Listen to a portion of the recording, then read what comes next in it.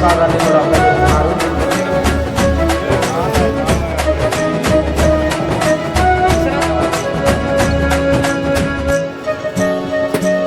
వినాయక స్వామి వారు సన్మానిస్తూ ప్రసాదాన్ని అందజేస్తున్నారు.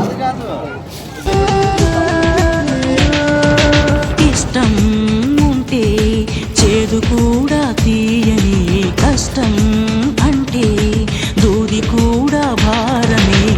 లక్ష్యమంటూ లేని జన్మే దండగా, లక్షలాది మంది లేలా మందగా.